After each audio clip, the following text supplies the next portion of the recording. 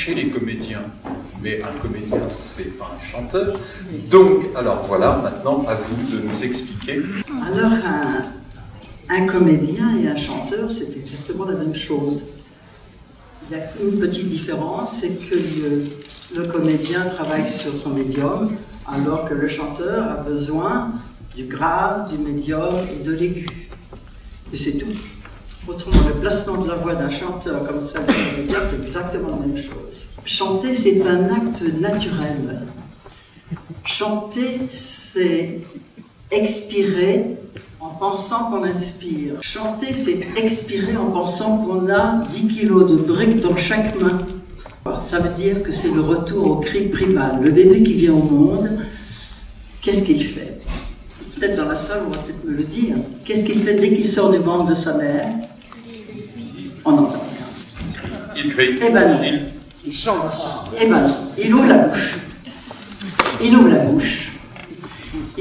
Pour la première fois, il va se trouver en contact avec l'air extérieur, alors qu'il était si bien dans le ventre de sa mère.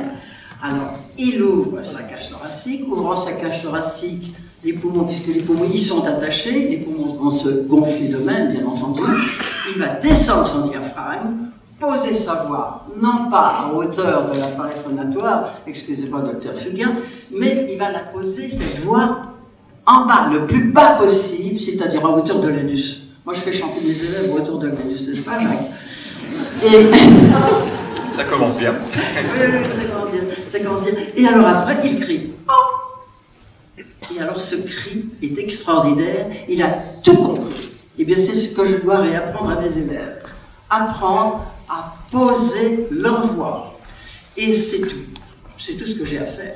Alors, mais pour ce faire, alors qu'un comédien ou un chanteur qui ne sait pas très très bien se servir et de son diaphragme et de son appareil phonatoire, eh bien il va prendre déjà son air en levant les épaules, erreur fondamentale, il va se trouver en respiration en costale supérieure, ça n'est pas efficace, il va être, mais moi je vais lui apprendre à descendre ses épaules, à prendre son air le plus bas possible, c'est ce qu'on appelle la respiration costo-diaphragmatique.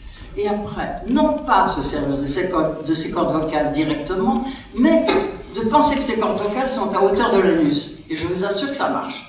Et alors à ce moment-là, il va pousser vers le bas. Évidemment, ça vous paraît bizarre, mais je vous assure que c'est très valable. Il faut absolument à tout prix laisser les cordes vocales faire le travail toutes seules. Elles sont bien capables de le faire, et plus la cage thoracique est en extension, plus la voix est libre, plus le larynx est libre. Donc les cordes vocales qui sont à l'intérieur, personne ne me contredira, moi là-dessus, elles vont faire le travail sans aucun effort. Poser sa voix. Est-ce que l'on peut expliquer au public ce que veut dire véritablement poser sa voix? Ouvert sa cage thoracique, descendu son diaphragme. J'ai des élèves dans la salle qui doivent comprendre ce que veut dire soulève, ouvre, pousse, pose, éjecte. C'est ça, tout est là. Il faut absolument oublier l'appareil phonatoire pour pouvoir poser sa voix comme il faut. Et après, ben, ça va tout seul. Après, au lieu de s'escrimer comment dirais-je, à sortir des sons en agressant ses cordes vocales pour après avoir des problèmes épouvantables comme les polypes, les nodules, les œdèmes, et que c'est chevauchement même des arythénoïdes, n'est-ce pas, docteur? C'est des choses qui arrivent. Et ça, c'est épouvantable. Et il faut après des années pour remettre tout ça en place. Alors, à partir du moment où la note d'attaque elle est, moi je dis à hauteur de l'anus, enfin le plus bas possible, et considérez que vos cordes vocales sont sous le diaphragme et que l'arche-air est encore en dessous, et bien voilà, c'est tout, vous chantez en bas. Vous chantez en bas. Et là, oui, c'est vrai. On chante avec son pénis. Bah oui, bien sûr. Vous savez ce que c'est que le diaphragme chez les bovins? C'est ce qu'on aime particulièrement, c'est la bavette. Alors, avec de l'échalote, un petit peu de vin quand même. Alors, ce matin, j'avais un élève qui avait la bavette molle. Parce qu'il ne descendait pas son diaphragme. Pourquoi? Parce qu'il avait fait un petit peu la fête 2 jours avant, qu'il avait beaucoup parlé, beaucoup chanté sans doute, et peut-être un petit peu beaucoup bu. Enfin, tout ça, ce qui fait qu'aujourd'hui, on avait quelque chose qui n'était pas terrible, hein. Il va se reconnaître. Mais comment on prend conscience de son diaphragme? Parce que, effectivement, où est-ce qu'on le trouve? Et est-ce qu'on est capable de le trouver tout seul? Ou est-ce qu'il est impératif d'aller voir?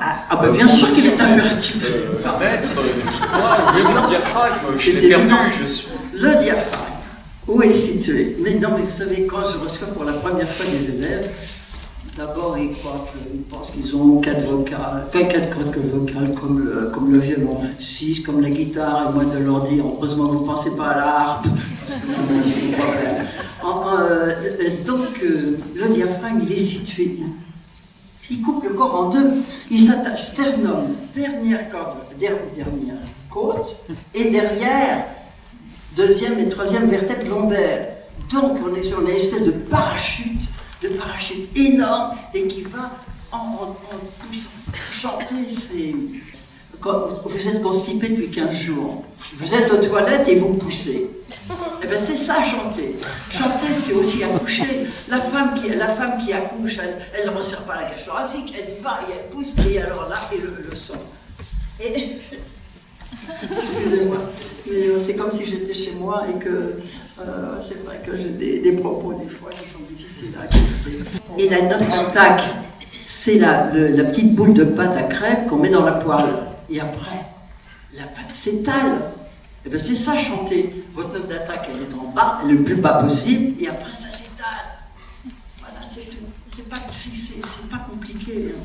C'est pas compliqué, mais il faut y arriver quand même. D'accord. Il faut au moins 1 an quand même pour arriver à avoir des automatismes.